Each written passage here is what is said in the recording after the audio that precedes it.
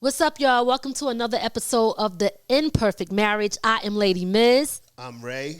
And listen, y'all know we're a married couple. We're here to give you our opinion and talk to you about our own experiences. Now, remember, y'all, everybody's experience could be different. So we're not saying that this is a one-size-fit-all type of thing. We're just giving you our take on how we feel about certain situations and some of the things that we go through as being a married couple.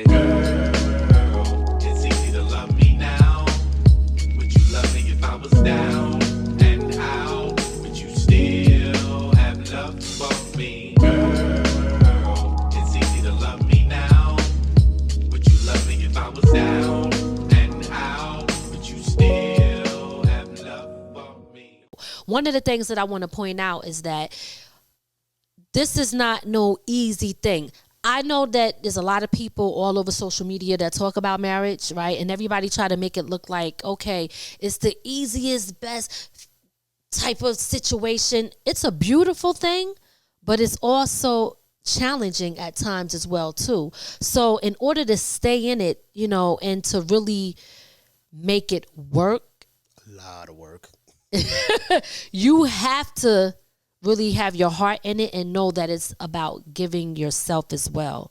But anyway, we did talk about, we did speak on, the love languages, right? Right.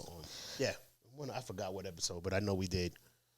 But we'll briefly touch on that. But what I want to tell people is how we're going to be doing these next episodes coming up. We're going to be talking about the chapters in my book called For the Sake Of. Okay, I have this book out right now on Amazon. So if you guys haven't got it, go get it. It's available right now. And it's a very short, small book. I am getting right to the point with explaining why people stay in relationships. For the sake of what? So the first thing that we're going to address is what we already did talk about. Since we don't have video for it, we're going to give them video now. We're going to discuss really briefly love language. Yep. Okay, so what is your take on love languages? What I've learned about love languages is that if you don't know what it is, which your specific love language is, then you make it difficult for people to be happy with you. Mm-hmm. Because some, you have to let people know what makes you happy. Because some people will do things thinking that what they believe that makes you happy, and then you're pissed off with them, even though they're trying their best. Right. You know what I find, which is so funny, and I know we spoke about it before, is how people can want you to make them happy, right? And this is basically piggybacking off of what you just said. A lot of people don't even know what makes them happy themselves. So they will criticize their partner that they're with for not knowing what to do to make them happy. Meanwhile, they don't even know.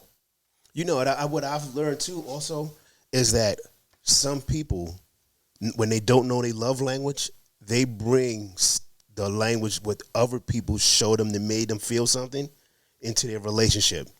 Like they're and we all guilty of it, where if somebody make you feel good about something and then you want your next partner to repeat that. Right. So, when you have somebody trying to repeat what somebody else did, you're not allowing the person that you're with to be authentic with you. That's very true. That's very true. And I think, being transparent, I feel like we had that issue in our marriage, in our relationship before we was even married. A lot of times people bring their baggage and their previous experience from their past relationship into their new one.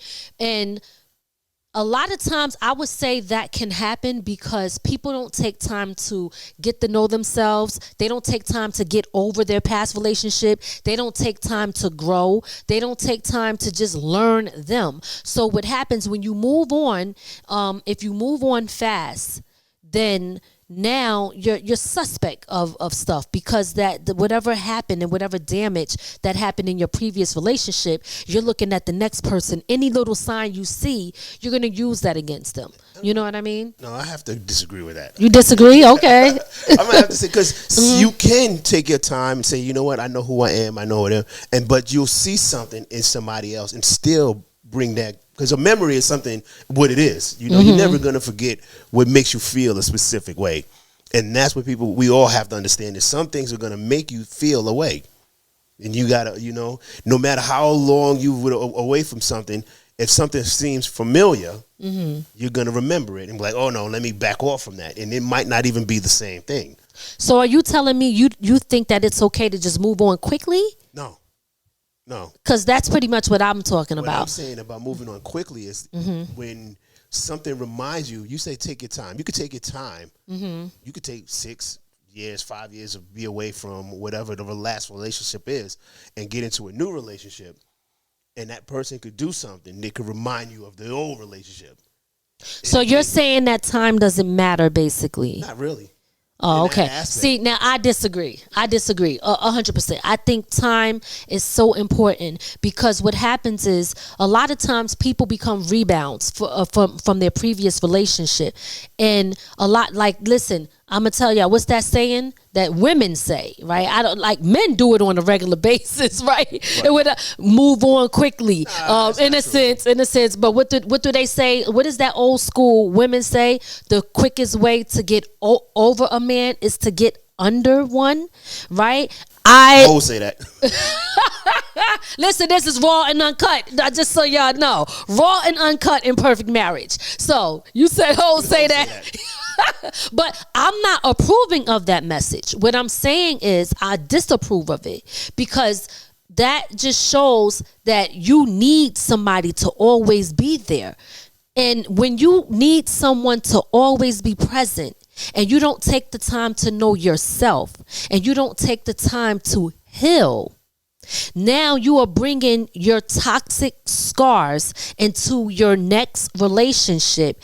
And I believe that is dangerous. I don't think that it's good, and it can definitely affect the previous relationship. That's where I think we're saying the same thing, but different in a different way. Okay. Because I do understand. Yes, I do agree that you have to take time before you go into your next relationship. What I'm saying is, if you go into your next relationship, and even though you took that time, if that person you're with does something that makes you, that kind of reminds you of, oh wow, I've been through this before. It doesn't matter how long you've been apart. You're gonna be like, you're gonna start to eat. Like I said, it might, if something feels familiar that you walked away from, or you say, you know what, I can't deal with this no more. It also becomes difficult when the person it comes behind and has those similar traits. Right, but here's the thing.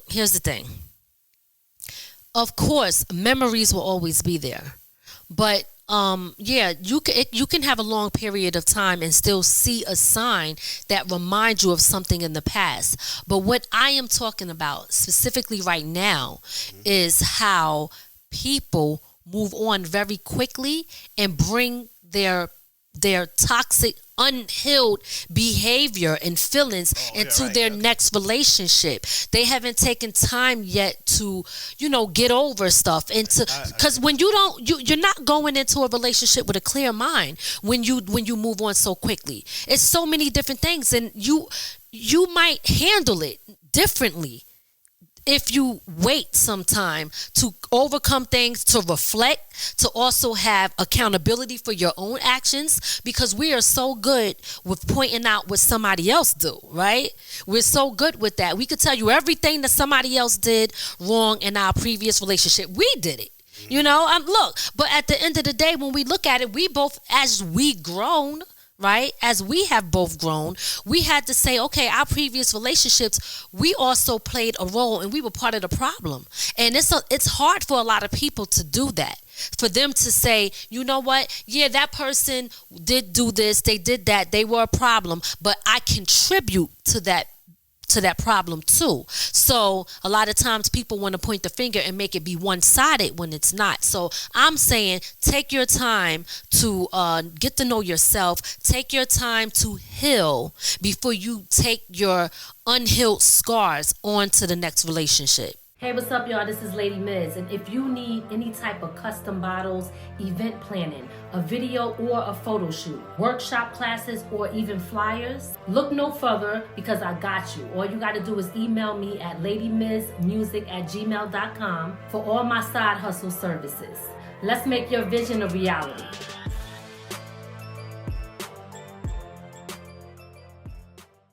Hey guys, if you want to sponsor our show or place an ad on our podcast, please contact us at fromthegroundupproductions@gmail.com. Let's collab and reach our audience together. Yep. Sometimes you create the person you don't like. You know? That's deep. That's deep. That's deep. Because you made a post one day that said men spoil their women and then complain about them being spoiled.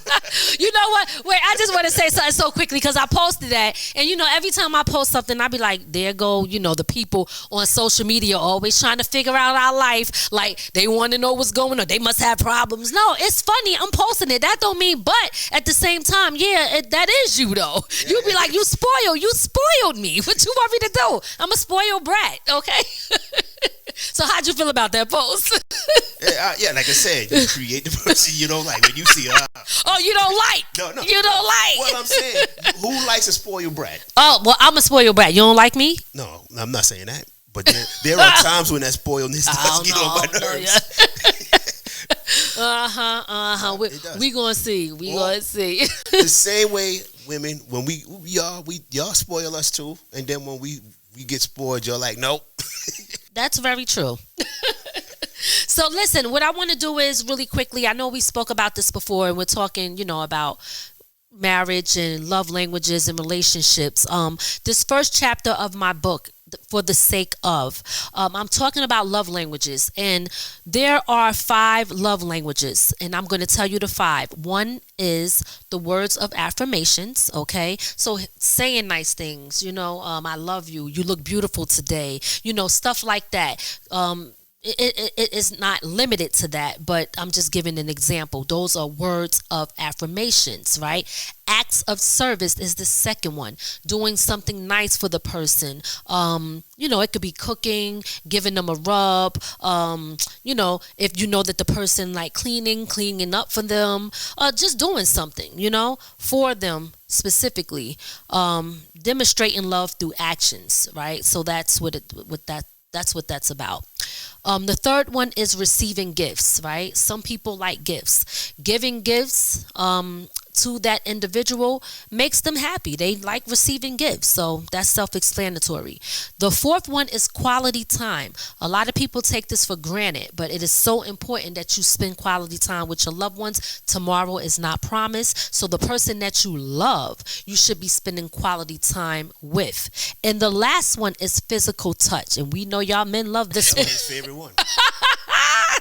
Physical touch, it don't necessarily have to always be sexual, but it does have to be in a form of hugging, holding hands, kissing, cuddling up together, and, you know, somebody knocking the boots. That's the plus. What? Plus. Yeah, all men is gonna like that one. I think all men love language is physical touch. All right, all men, all of y'all. So, you know what? But I'm joking. When women say that, right? Mm-hmm. You know, if you got a man who don't want to touch you or don't want to be sexual with you, then you got a problem. That's very true. That is very true. Okay, because if something is up, something a little fishy. I don't know. I'm just saying. So yeah. You put two things in the same sentence. What? Fishy. So I don't know. I don't know either. So anyway, when you talk about all of that, when you think about the love languages and stuff, you just have to understand what your partner's love language is. Because you might be the type of person that is saying, you know what, well, I grew up where I didn't really have this and have that. So I'm the type of person that love to shower myself in gifts and buy things. These things make me happy because maybe something in my past, I was deprived of things, so I love to buy stuff. And I think that when I love someone, I want to do this for them too, because it makes you feel some type of way. But not understanding that other person might be feeling some type of way, like, well, I got showered with all gifts, but I never got that quality time. And that's what I am yearning for. I want somebody to invest their time in me. So that right there is what the other individual could be seeking. So you could be doing things from the heart, giving them stuff, buying and being so thoughtful and so happy to purchase something and give it to that person, and it doesn't mean that they are not going to appreciate it. It just means that that's not their love language. So although you gave it to them, they can love it and like it, but they're still yearning for something else from you, which is an example, quality time. So get to know what your partner wants, get to know what their love language is, and make the necessary efforts to do that when you can. That's my opinion on it. And then read the book and you'll get more details on what else you should do. I would say work on all 5 of them. Yeah, but you got to know what that person's love language is. There's a reason that there's a love language. You got to know what their main one is. Mm-hmm. But then you still work on all the other 4.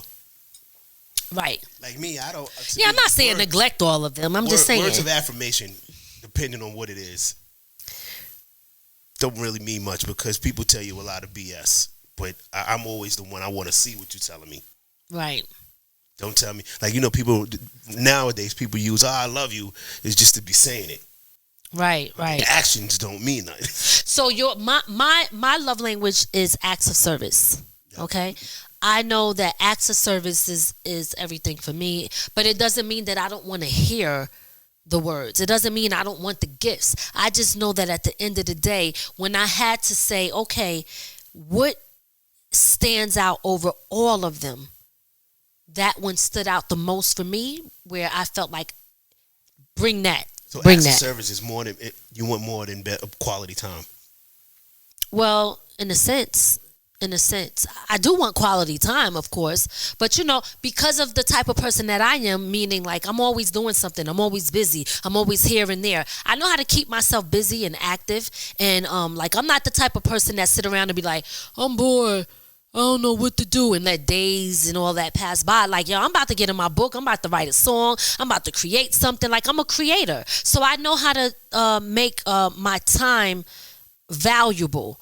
So, yeah, at the end of the day, when acts of service is it for me. What about you? Yeah, mine is quality time.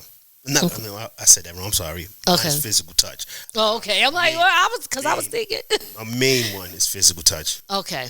All right. Yeah, but you still want quality time. I want quality time too. Yeah. Sometimes. Oh, Lord Jesus. Wait, sometimes you talk about me? No, I'm talking about me. You want your time. Everybody needs their time where they want to go sitting there in their own element for a little while. We all need that. Yes, we do. Absolutely, for sure, 100%. Okay. All right. So listen, guys.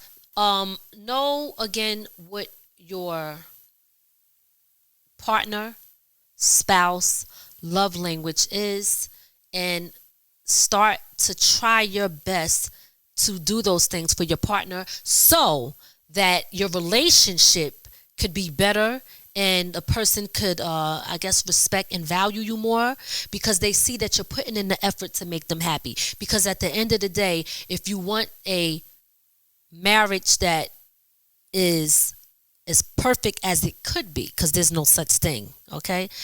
But as perfect as it could be, as it could be, you should be doing the necessary things to make the adjustments to make your partner happy.